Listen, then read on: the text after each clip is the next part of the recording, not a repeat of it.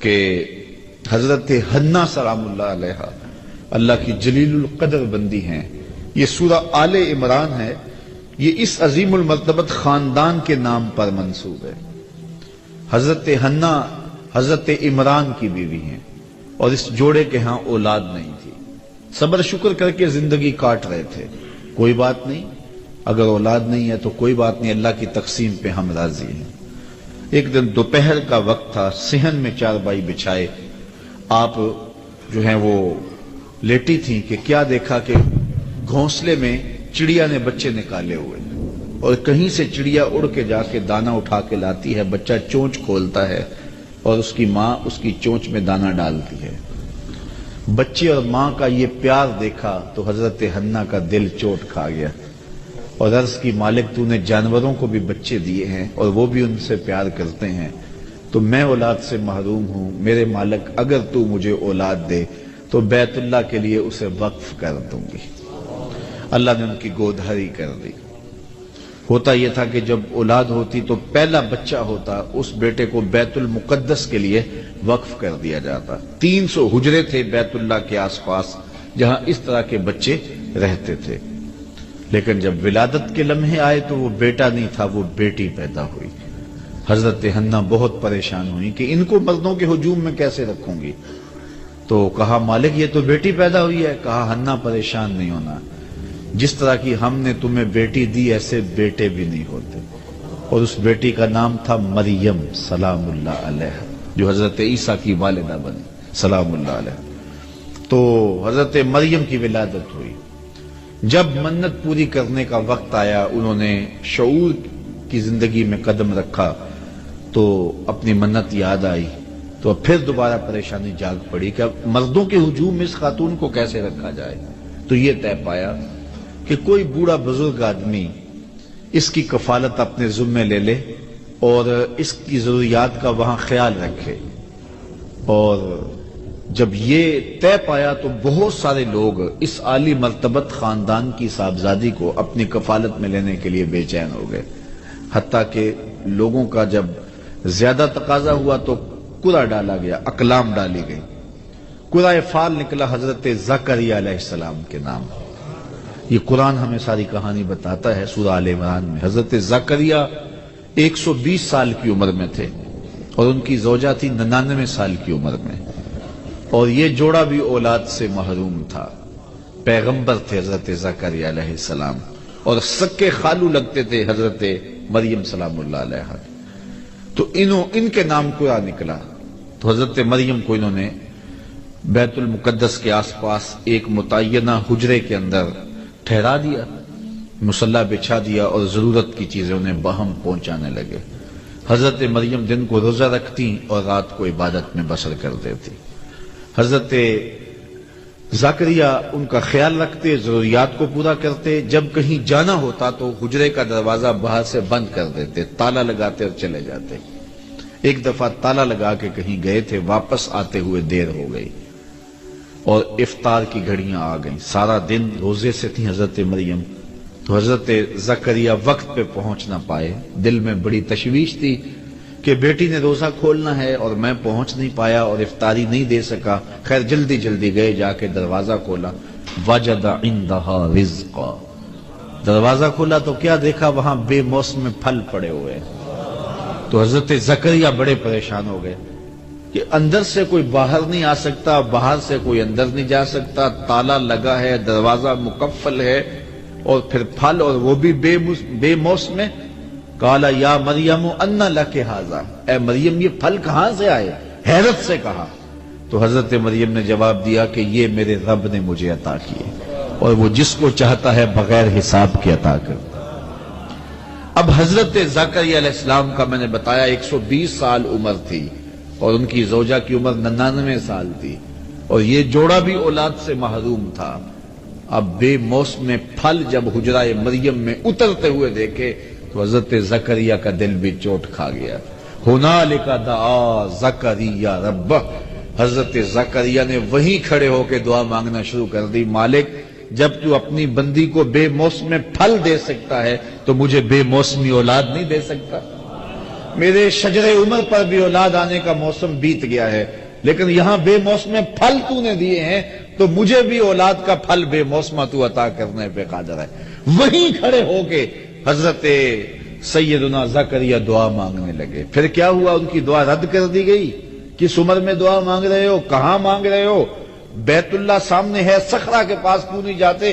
حجرہ مریم میں ایک ولیہ کے پاس کیوں مانگ رہے ہو؟ نہیں، بلکہ کیا ہوا؟ فنادتہ الملائکہ، وہ ابھی وہو قائم یصلی فی المحراب، وہ وہاں حجرے میں کھڑے ہو کے دعا مانگ ہی رہے تھے کہ فرشتوں نے آ کے ندا دی، ان اللہ یبشرک بیحییٰ، اے زکریا تمہیں مبارک ہو، ہم تمہیں یحییٰ کی بشارت دیتے۔ تو بے موسم پھلوں کا آنا یہ کرامت ہے اللہ کی ولیہ حضرت مریم سلام اللہ علیہا کی۔ اور پھر یہ بات سمجھ میں آئی کہ جہاں اللہ کی رحمتیں اترتی دیکھی جائیں وہاں دعا مانگی جائے، اور وہاں مانگی ہوئی دعائیں پھر رد نہیں ہوتی ہیں، اور حضرت زکریا وہاں کھڑے ہو کے دعا مانگتے ہیں۔ تو اولیاء اللہ کی کرامتیں بھی برحق، اور پھر اگر اولیاء اللہ کی قربت میں جا کے ہم رب سے دعا مانگیں تو لوگ کہتے ہیں یہ شرک ہو گیا۔ یہ شرک نہیں ہوا، جہاں رحمتوں کو اترتا دیکھیں وہاں دعا مانگی جاتی ہے، اور وہاں دعا مانگی جائے تو پھر رد نہیں کی جاتی۔ اللہ اکبر۔ اور آئیے قرآن مجید میں اللہ نے ایک دوسرا واقعہ بیان کیا ہے۔ حضرت سلیمان علیہ السلام جلیل القدر نبی ہے، اور آپ کا تخت ہوا پہ اڑتا تھا، پوری دنیا پہ حکومت کی ہے۔ آپ کے درباری پرندوں میں سے ایک پرندے کا نام ہدہد تھا، اور وہ مختلف جگہوں کی خبریں لا کے آپ کو دیا کرتا تھا۔ قاصد پرندہ تھا آپ کا۔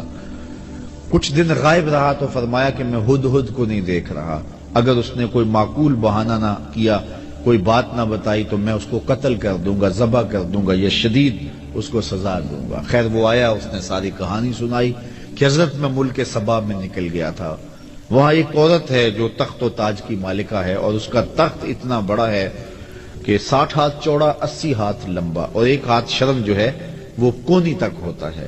تو کہا اتنا لمبا چوڑا اس کا تخت ہے جو موتیوں سے مرصع ہے اور قیمتی دھاتوں سے بنا ہوا ہے، 7 حصاروں میں ہے، 7 جو ہے وہ دیواریں ہیں اس کے گرد، وہاں اس کی کچہری لگتی ہے، اور وہ لوگ سورج کو پوجتے ہیں۔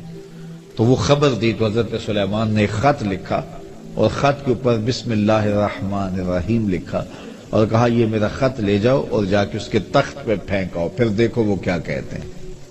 وہ ہدہد حضرت سلیمان کا دیا ہوا خط لے کے ملک سبا میں پہنچتا ہے، جو وہاں سے 1 مہینے کی مسافت پر تھا، اور وہاں جا کے اس نے وہ کاغذ کا ٹکڑا جس کے اوپر یہ لکھا ہوا تھا آپ کے خط کی عبادت وہاں پھینک دیا۔ اس خاتون نے جب خط اٹھایا دیکھا کہ پرندہ پھینک گیا ہے، تو کہتے ہیں نبوت کا جلال ہوتا ہے، تو جو ہی اس نے خط کو پکڑا تو اس کا بدن کانپنے لگا۔ خیر اس نے صنادید اپنی قوم کے سردار بلائے، اور وہ کہتے ہیں 12,000 سردار تھے، ان کو بلا کے کہا کہ میرے پاس ایک معزز خط آیا ہے، اور اس میں یہ لکھا ہے کہ فرما بردار بن کے میرے پاس آؤ، اب بتاؤ کیا کرنا ہے۔ قوم نے کہا، جو سردار تھے قوم کے، اس میں آیان سلطنت بھی تھے، وزراء بھی تھے، اس میں فوجی زعماء بھی تھے، عسکری قوتوں کے سربراہ بھی تھے، سارے لوگ تھے، سیاسی عمائدین بھی تھے، سارے لوگ تھے۔ انہوں نے کہا کہ فوجی ہماری تیار ہیں، اسلحہ ہمارے پاس موجود ہے، قوم متحد ہے، مورال بڑا بلند ہے، کوئی ٹینشن نہیں ہے، اگر وہ حملہ کرتے ہیں تو ہم مقابلہ کریں گے، باقی رائے آپ کی ہے، جو آپ فیصلہ کریں ہم اس فیصلہ کے مطابق جو ہے وہ کریں گے۔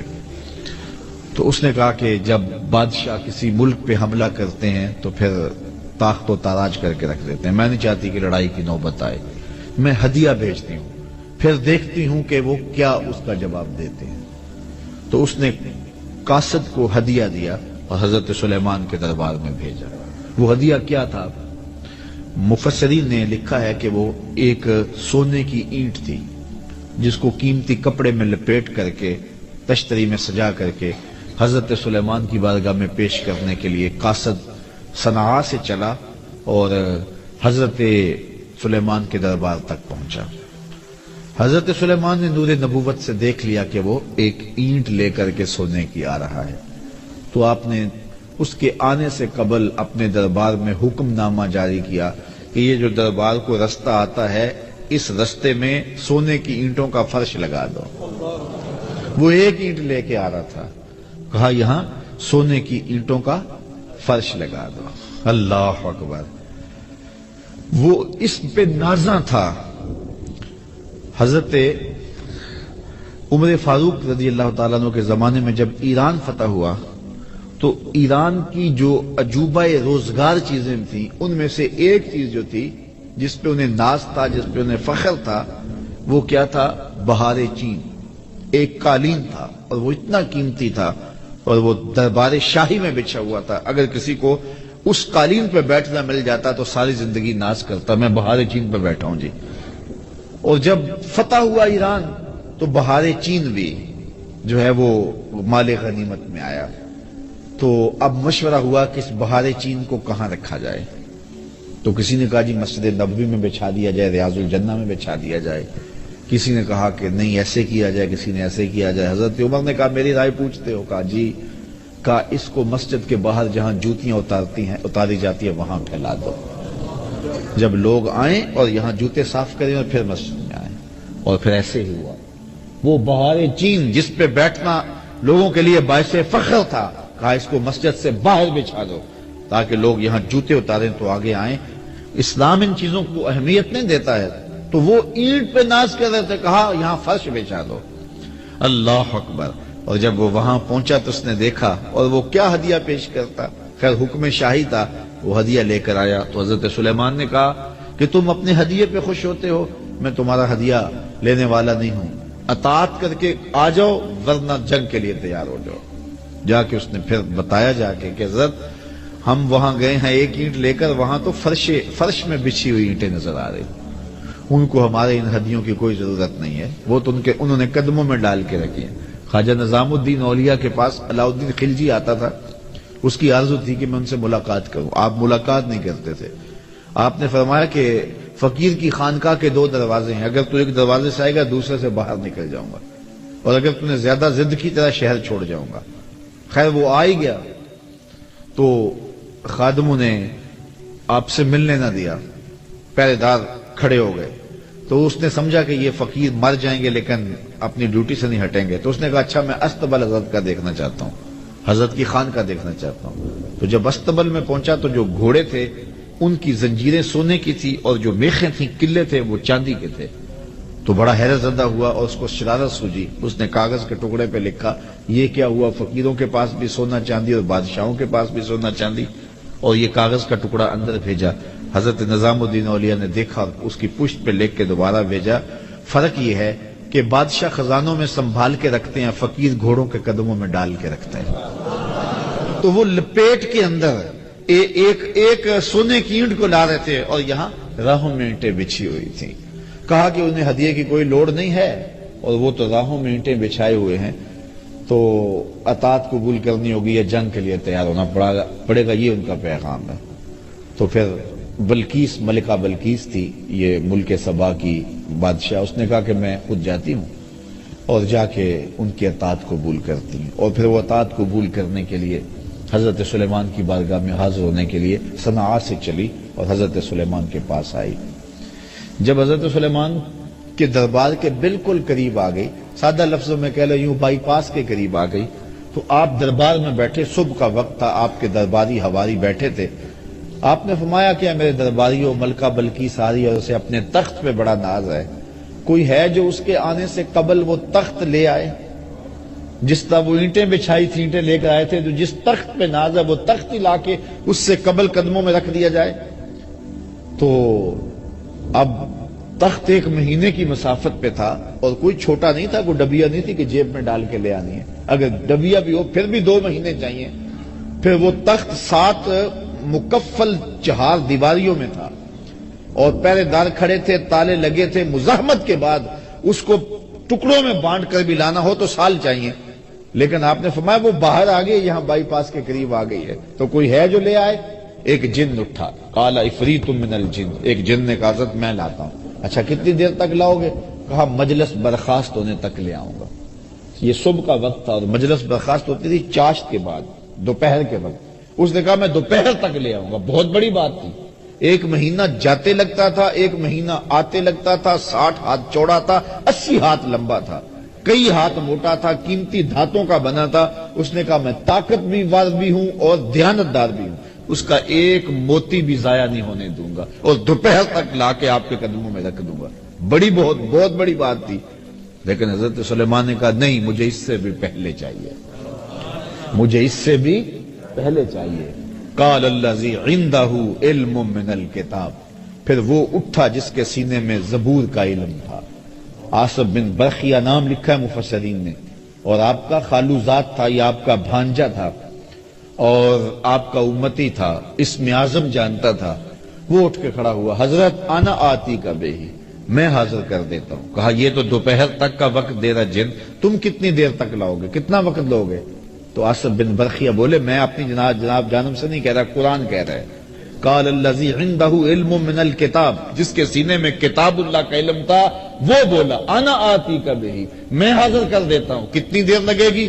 قبل ان یرتد الیک طرفک، حضور آپ آنکھ بعد میں جھپکیں گے، تخت پہلے پڑا ہوا۔ اور حضرت سلیمان نے ابھی آنکھ نہیں جھپکی، تخت سامنے پڑا ہوا تھا۔ اللہ اکبر! تو جب تخت سامنے نظر آیا تو بے ساختہ کہا ھذا من فضل ربی، یہ میرے رب کا فضل ہے جس نے میری چوکھٹ کے ایک غلام کو یہ شان دی ہے۔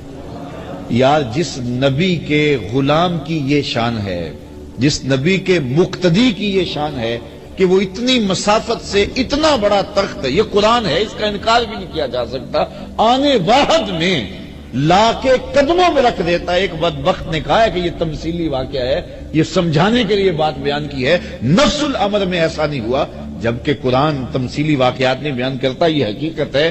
وہ تخت بلقیس آیا، آنے واحد میں آیا، قرآن کہتا ہے سامنے پڑا ہوا تھا، اور حضرت سلیمان نے کہا یہ میرے رب کا فضل ہے کہ جس نے میرے مقتدی کو یہ شان دی۔ یار جس کے مقتدی کی یہ شان ہے، حضرت سلیمان کے مقتدی کی یہ شان ہے کہ ایک مہینے کی مسافت سے تخت بلقیس لا کے آنکھ جھپکنے سے قبل قدموں میں حاضر کر دیتے ہیں، اور خود مقتدی بن کے حضرت سلیمان جس نبی کے پیچھے کھڑے تھے مسجد اقصیٰ میں، اس مقتدا کی شان کا عالم کیا ہو؟ یہ شان ہے خدمتگاروں کی سرکار کا عالم، اور یہ بات طے ہے جس طرح حضور نبیوں سے افضل ہیں، حضور کی امت باقی امتوں سے افضل ہے، اسی طرح حضور کی امت کے ولی باقی امت کے ولیوں سے افضل ہیں۔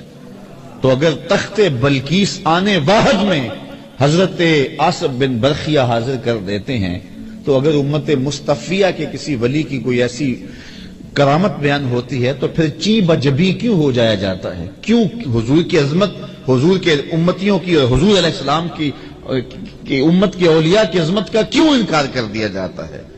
کابل میں بھیڑ بنی ہوئی تھی، لوگوں کا ہجوم تھا، شاہی خادموں سے ایک لونڈی گزرتے ہوئے اس نے کہا یہ کیا تماشا ہے، کیوں لوگ کھڑے ہیں؟ لوگوں نے کہا یہ تماشا نہیں ہے، یہ شاہ نقشبند بخاری آئے ہیں بخارے سے، اور لوگ ان سے اکتساب فیض کر رہے ہیں۔ تو کہا یہ لوگ کون ہوتے ہیں؟ کہا یہ باطن کے طبیب ہوتے ہیں، من کی امراض دور کرتے ہیں۔ اور کہا سنو، اوکھے ویلے مشکل وقت کام بھی آ جاتے ہیں۔ اس نے کہا نسبت قائم کرنے میں کیا حرج ہے؟ شیخ سے نسبت قائم کر لی، وقت گزرتا گیا، نیک تو پہلے ہی تھی لیکن شیخ کی تعلیمات کا رنگ چڑھا اور زیادہ دیانت سے کام کیا، شاہ کی نظر میں بہت زیادہ محبوب ہو گئی۔ باقی ہم اثر لونڈیوں نے حسد کیا اور چوری کر کے اس کے سامان سے برآمد کروا دیا زیور بادشاہ کا۔ بادشاہ کو بڑا غصہ آیا، میں نے اتنی محبت دی، اتنا اعتماد کیا اور میرے گھر کی چوری کی اس نے۔ حکم نامہ شاہی جاری ہو گیا کہ اس کو لے جاؤ محل کی چھت پر، چوبارے پر، اور وہاں سے جا کے دھکا دے دو تاکہ اس کے ٹکڑے ٹکڑے ہو جائے بدن کے، لوگوں کو پتہ چلے بادشاہوں کے گھر کتنے مقدس ہوتے ہیں۔ اس نے لاکھ کہا کہ میں نے چوری نہیں کی، لیکن اس میں کون سنتا تھا اس کی؟ خیر لونڈی کو چوبارے پہ لے جایا گیا اور جلاد دھکا دینے لگا تو اس کو اب یاد آیا کہ سنا ہے اوکھے ویلے پیر کام آتا ہے۔ تو اس نے بخارے کی طرف منہ کر کے کہا شیع للہ چوں گدائے مستمن المدد خواہم ز شاہ نقشبند، اللہ کے لیے میرے پیر میری مدد کو آؤ، اس سے اوکھا ویلا میرے اوپر کیا ہو سکتا ہے؟ اتنے میں جلاد نے دھکا دے دیا۔ جلاد نے جب دھکا دیا اور وہ نیچے آئی، شاہ نقشبند بخاری کے ہاتھ پھیلے ہوئے تھے، آنکھیں پھٹی کی پھٹی رہ گئی، بے ساختہ کہا حضرت آپ کب آئے؟ فرمانے لگے تو از چبارہ آمدی من از بخارا آمدم، تو چبارے سے چل پڑی تھی میں بخارے سے چل پڑا۔ یہ شان ہے خدمت گاروں کی، سرکار کا عالم کیا ہوگا۔ تو اللہ تعالیٰ نے اپنے ولیوں کو یہ طاقتیں دی ہوئی ہیں، یہ توانائیاں دی ہوئی ہیں، تو کرامت کا انکار نہیں ہے، لیکن یہ بات ذہن میں رکھیں کہ اللہ کے ولی کی پہچان اور معرفت جو ہے وہ ایمان اور تقوی سے ہے، اور ان کا درس اور ان کی تگ و تاز، ان کی جد و جہد، لوگوں کے ایمان کی مضبوطی اور تقوی کی صفات کو روحوں میں اتارنا اور باطن میں پیدا کرنا، یہ ان کا مشن ہے، یہی ان کی زندگی ہے۔ باقی راستے میں کبھی کبھی کرامات کا بھی ظہور ہو جاتا ہے، کبھی ایسا ہوتا ہے ساری زندگی گزر جاتی ہے کرامات کا ظہور نہیں بھی ہوتا۔ کتنے اولیاء ایسے گزرے ہیں جن کی کرامات ہمیں نہیں ملتی، تو اس کا مطلب ہے وہ ولی نہیں تھے، اور کتنے لوگ ہیں کہ جن کی کرامات بہت زیادہ ملتی ہیں اور وہ اس پائے کے نہیں ہیں، اس سے قبل جو گزرے ہیں وہ جلیل المرتبت جو ہے وہ مقامات پہ فائز تھے، لیکن ان کی کرامات اتنی ہمیں نہیں ملتی جتنی کرامات ہمیں بعد میں متاخرین کی ملتی ہیں، اصحاب کی اور تابعین کی اتنی نہیں ملتی۔ تو اس کا مطلب ہے ان کی کرامات نہیں تھی، زندگی میں ان کی توجہ اس سمت نہیں رہی، اور لوگوں نے جو ہے وہ اس نظر سے جو ہے وہ ان کو نہ دیکھا۔ اس لیے یہ بات ذہن میں رکھیں کہ کرامات اپنی جگہ پہ برحق، لیکن کرامات کا کاروبار نہ کیا جائے۔ ہمارے صوفیہ تو یہاں تک فرماتے ہیں الکرامات حیض الرجال، کرامات مردوں کا حیض ہے، جس طرح ایام مخصوصہ میں عورتیں اس کیفیت کو چھپاتی ہیں، اہل اللہ نہیں چاہتے کہ ہم سے کرامات کا صدور ہو، وہ یہ چاہتے ہی نہیں ہیں۔ بلکہ حضرت شاہ نقشبند بخاری علیہ رحمہ سے کسی نے پوچھا حضرت آپ کی کوئی کرامت؟ تو فرمانے لگے کہ اس سے بڑی کرامت اور کیا ہے کہ اتنے گناہوں کے بعد زمین پہ چل رہا ہوں، زمین اپنے اندر مجھے دھنسا نہیں رہی۔ تو یہ ان کے جذبات تھے، یہ نہیں ہے کہ یہاں بیٹھے ہیں اور کرامات کا ظہور کر رہے ہیں۔ وہ کبھی کبھی ایسا ہوا ہے کہ پاؤں سے ٹھوکر لگی۔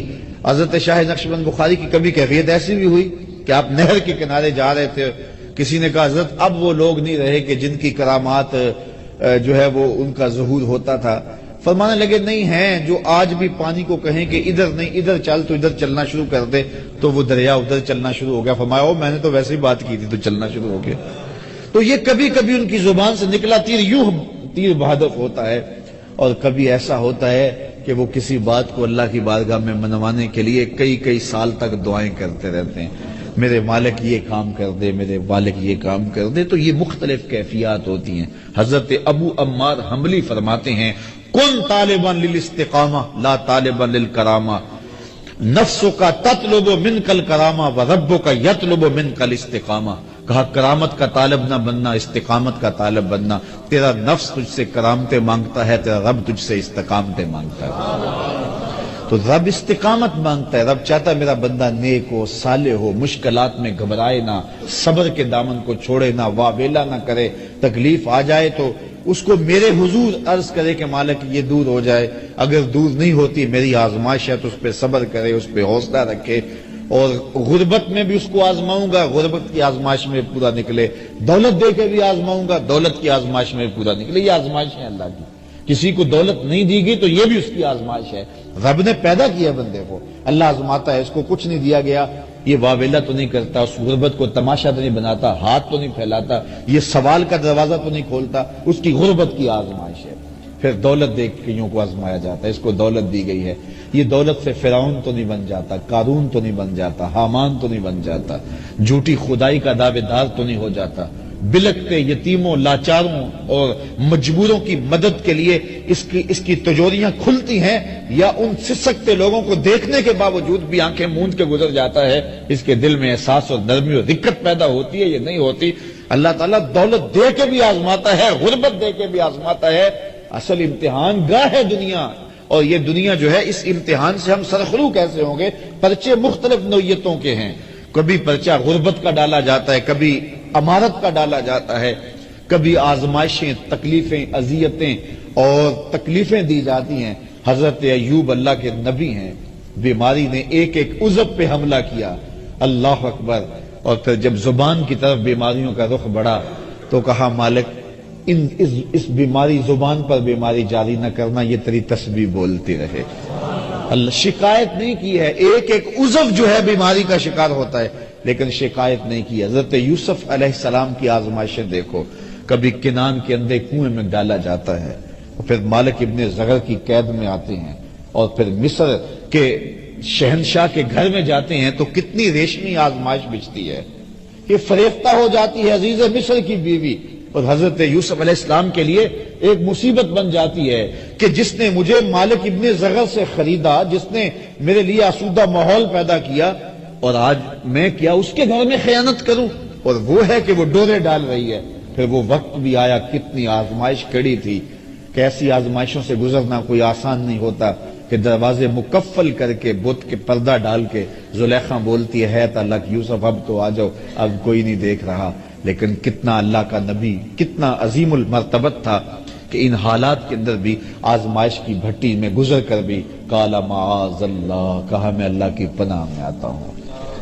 اور پھر اس آزمائش سے نکلے تو پھر کیا ہوا کہ وہ خواتین آ گئی مصر کی اور انہوں نے انگلیاں کاٹ لی، اور یہ بلوائی تو زلیخا نے تھی، اور وہ کہتی تھی غلام پہ دل ہار گئی، شہرا ہو گیا نا اس بات کا، تو اس نے بلوایا سب کو اور پھل دیے۔ پھر حضرت یوسف تھوڑا سا نقاب سرکا کے گزرے تو وہ ساری اس فتنے میں جو ہے وہ شکار ہو گئی جس میں زلیخا شکار تھی، اور حضرت یوسف علیہ السلام کو ساری اپنی خواہشات پیش کرنے لگی، پہلے ایک تھی اب کئی ہو گئی، اور یہ ساری عظیم المرتبت خاندانوں کی خواتین تھی۔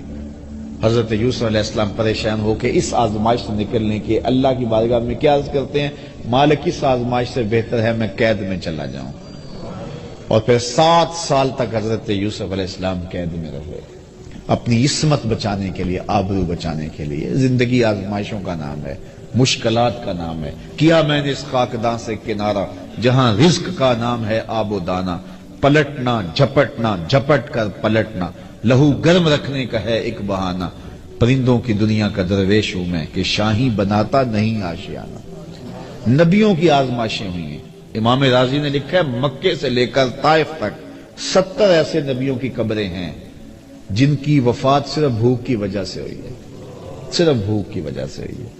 یار ہمیں کیا آزمائش آئی کہ دوڑ کے بابے کے پاس چلے جاتے ہیں، بے عمل بابے کے پاس جا کے اپنا ایمان بھی لٹا دیتے ہیں۔ کتنی آزمائشیں آئی ہیں ان کے پاس، جلتی ہوئی چیخا میں پھینکا نہیں گیا، بیٹے کی گردن پہ چھری رکھنے کی آزمائش سے نہیں گزارا گیا، اور وادی غیر ذی زرع میں اپنے بیٹے کو چھوڑنے کی تلقین نہیں ہوئی۔ کن کن آزمائشوں سے نہیں گزرے یار، میرے اور آپ کے آقا و مولا کن آزمائشوں سے نہیں گزرے؟ حضور کا خاندان کیا کربلا سے نہیں گزرا؟ بلال حبشی کیا تپتے ہوئی ریتوں پہ نہیں لیٹے؟ حضرت خباب بن ارت کے جسم کے لوتھڑے جو ہے وہ توڑے نہیں گئے؟ کیا حضرت عمار ابن یاسر کی ماں کو مکے کے بازار میں شہید نہیں کیا گیا؟ حضرت یاسر کو شہید نہیں کیا گیا؟ حضرت عمار کو پکڑ کے آگ کے کولوں پر رکھا نہیں گیا؟ لوگوں کے بازو اور ہاتھ کاٹے نہیں گئے؟ کیا کیا مصیبتیں نہیں آئی ہیں راہ خدا میں؟ اور ہمیں کیا ہے، تھوڑا سا کام نیچے ہوا، تھوڑے سے گاہک کام آئے تو ہم پھر دوڑ گئے اور وہ شرکی عقائد میں مبتلا ہو گئے۔ اپنے آپ کو مضبوط کریں، اللہ تعالیٰ پر توکل کریں، اللہ پر بھروسہ کریں۔ کبھی وہ دولت دیتا ہے، کبھی کم دیتا ہے، کبھی زیادہ دیتا ہے، کبھی خوشی دیتا ہے، کبھی غم دیتا ہے، کبھی مسرت دیتا ہے، کبھی خوشحالیاں دیتا ہے، کبھی بڑھاپا ہے، کبھی جوانی ہے، یہ ساری آزمائشیں ہیں۔ کبھی دولت کی فراوانی ہے، کبھی بیماری ہے، کبھی صحت ہے، کبھی عزت ہے، کبھی رسوائیوں کی راہوں سے گزرنا پڑتا ہے۔ ان سارے مقامات سے گزرے، اللہ کا شکر ادا کرے اور اپنے دامن کو کبھی داغدار نہ ہونے دے، اور اللہ پر توکل کبھی کمزور نہ ہونے دے۔ اگر وہ خوشی میں رکھے تو کہا مالک تیری کرم نوازی کہ تو نے مجھے خوشیاں دی، اور اگر دکھ آ جائیں تو پھر کہے مالک جے سونا میرے دکھ وچ راضی تے میں سکھ نو چلے ڈاواں۔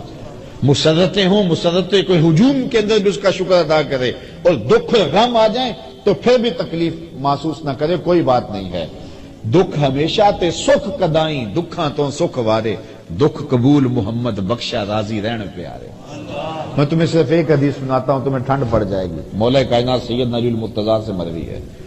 حضور نے ارشاد فرمایا جو اللہ کے دیے گئے تھوڑے رزق پہ راضی ہو گیا، سنو ذرا ساری تقریر کا خلاصہ سمجھ لو، جو اللہ کے دیے گئے تھوڑے رزق پہ راضی ہو گیا، قیامت کے دن اللہ اس کے تھوڑے عملوں پہ راضی ہو جائے گا. چل بندے موج کر، تو میرے دیے ہوئے تھوڑے رزق پہ راضی ہے اور میں تیرے تھوڑے عملوں پہ راضی ہوں. تو بندہ ہو کے راضی ہے، ضرورت مند ہو کے راضی ہے. بچوں کے لیے دوا بھی چاہیے تھی، سر پہ چھت بھی چاہیے تھی، مشکلات سے نکلنے کی راہ بھی چاہیے تھی، لیکن انہوں نے کہا مالک میں واہ راضی ہوں، جس حال میں رکھے میں راضی ہوں. تو کہا تو بندہ ہو کے راضی ہے، تو کمزور ہو کے، ضعیف خلق الانسان ضعیفا، تو ضعیف ہو کے راضی ہے، اور میں تو رب ہوں، میں تو کبھی ہوں. تو میرے دیے گئے تھوڑے رزق پہ راضی تھا، میں تیرے تھوڑے عملوں پہ راضی ہو گیا. اور جو بلائیں تکلیفیں دنیا کے اوپر آتی ہیں، حدیث میں آتا ہے، صحیح حدیث ہے، قیامت کے دن اہل بلا کو جو صلہ دیا جائے گا، جو صبر کرتے ہیں بلا پہ، جو واویلا کہتے ہیں صلہ ضائع کر لیتے ہیں، جو بلا پہ صبر کرنے والے ہیں ان کو جو صلہ دیا جائے گا تو باقی لوگ سوچیں گے کاش ہمارے جسم کو لوہے کی کینچیوں سے کاٹ دیا گیا ہوتا تاکہ اس پر ہمیں یہ بھی صلہ نصیب ہوتا. تو صاحب یہ زندگی اللہ پر توکل کرو. اگر بے بسی ہو جائے مصلی بچھا کے اس کو عرض کرو مالک یہ مشکل آ گئی ہے. یار چھوٹے چھوٹے بچوں کو مصلی بچھا کے دو، ہمارے گھر میں یہ مصیبت آ گئی ہے، تو اللہ سے مانگو، توکل کرو، اس پہ بھروسہ کرو، منت مان لو، روزوں کی منت مان لو اور منتیں مان لو اس کے حضور، نمازوں کی منتیں مان لو، لوگوں کو کھانا کھلاؤ، حسن سلوک کرو، رشتہ داروں کے ساتھ اچھائیاں کرو تاکہ وہ مصیبت ٹل جائے. لیکن ہمارے پاس ہر مرض کا ایک الگ بابا ہے اور اس بابے کے پاس جا کے ہم اپنا سب کچھ لوٹا دیتے ہیں. الیاذ باللہ ایسے جو ہے وہ اعمال کرنے کے لیے وہ کہتے ہیں کہ الیاذ باللہ. یہ میں نے اس تناظر میں باتیں کی ہیں کہ یہ روز سوشل میڈیا کے اوپر ہم دیکھتے ہیں اور کوئی نہ کوئی بابا منظر عام پہ آتا ہے اور پھر اس کو سامنے کیا جاتا ہے، یہ دیکھو جن لوگوں کا عقیدہ. قطعاً ہمارا عقیدہ نہیں، لیکن یہ ہمارا قصور ہے کہ ہم نے لوگوں کو جو ہے وہ زندگی گزارنے کا جو ڈھب ہے اس میں مشکلیں بھی ہیں، دھوپ بھی ہے، چھاؤں بھی ہے، اس حساب سے ہمیں انتظام کرنا چاہیے نا. آپ پہاڑی علاقے میں جائیں نا تو وہاں مکانوں کی چھتیں ایسی نہیں ہوتی، مکانوں کی چھتیں یوں ہوتی ہیں. کیوں؟ اس لیے کہ وہاں انہیں پتہ ہے برف باری ہونی ہے، برف باری ہے تو چھتیں پہلے ہی ایسے بنا کے رکھی ہیں. یہاں برف باری نہیں ہے تو چھتیں بالکل سیدھی ہیں. تو جب زندگی میں دکھ آنے ہی آنے ہیں، ہو ہی نہیں سکتا کہ نہ آئے، تو پھر ہمیں ذہن بنا کے رکھنا چاہیے. جب دکھ آئیں گے تو پھر صبر کا حوصلہ ہمیں ہونا چاہیے. یہ زندگی ہے. لقد خلقنا الانسان فی کبد، ہم نے انسان کو مشقتوں میں رہتا پیدا کیا ہے. فارمی چوزا نہیں ہے کہ ہوا بھی چلے تو گر جائے، نہیں، حالات کی تلخیوں کو سہے، مقابلہ کرے. ہم نے یہ سمجھا ہر وقت بندہ یہ چاہتا ہے میرے پاس اتنی دولت آ جائے، یہ ہو، میرے پاس جو ہے وہ اس طرح کا بنگلہ ہو، اس طرح کی گاڑی ہو، یہ آسودہ زندگی ہو. اور اسی چکر میں ہم اپنی ساری زندگی برباد کر دیتے ہیں ان چیزوں کے حصول میں. مل جائے تو اللہ کا شکر ادا کرو، نہیں ملو تو مالک جس حال میں تو رکھے اس حال میں میں راضی ہوں. یہ کام اوکھا بڑا ہے، لیکن کوئی راضی ہو کے تو دیکھے پہ رب کی کرم نوازیوں کے کتنے می برستے ہیں. تو اپنی زندگیوں کو مالک کی دہلیز پہ رکھیں، مالک کی چوکھٹ پہ رکھیں. دکھ آئے سکھ آئے، ہم دھوپ میں ہوں پھر بھی اللہ کے ہوں، چھاؤں میں ہوں پھر بھی اللہ کے ہوں، برستی بارش ہوں پھر بھی اسی کے ہوں. یہ نہیں ہے کہ کوئی تھوڑی سی تکلیف آئی تو بھاگ کے کسی اور چھپر تلے چلے گئے. نہیں، مالک ہم تیرے ہی ہیں. بھوک دے گا پھر بھی تیرے ہیں، پیاس دے گا پھر بھی تیرے ہیں، کربلائیں آئیں گی پھر بھی تیرے ہیں، مشکلیں آئیں گی پھر بھی تیرے ہیں. پاؤں میں زنجیریں ہوں گی، ہاتھوں میں ہتھ کڑیاں ہوں گی، گھسیٹا جائے گا، نعرے تیرے نام کے ہی ماریں گے. بلال حبشی کو جب مارا جا رہا ہے وہ آگے سے مسکرا رہے تھے. کسی نے کہا بلال یہ عجیب تماشا ہے، تمہارا آقا تمہیں مارتا، تم آگے سے جو ہے وہ روتے نہیں ہو، ہنستے ہو. تو بلال مسکرا کے فرمانے لگے تم بازار میں جاؤ نا مٹی کا پیالہ خریدنے، تو اس کو بھی ٹھونک بجا کے دیکھتے ہو کہیں کچا تو نہیں، اس کی آواز تو ٹھیک ہے. کہا میرا مالک بلال کو دیکھ رہا ہے کہیں کچا تو نہیں، اس کی آواز تو ٹھیک ہے. میں کہتا ہوں مالک خرید لے بلال کو، کھال ادڑ بھی جائے گی، حق کی آواز ختم نہیں ہوگی. زخم پہ زخم کھا کے جی، خون جگر کے گھونٹ پی، آہ نہ کر لبوں کو سی، یہ عشق ہے دل لگی نہیں. وآخر دعوانا ان الحمدللہ.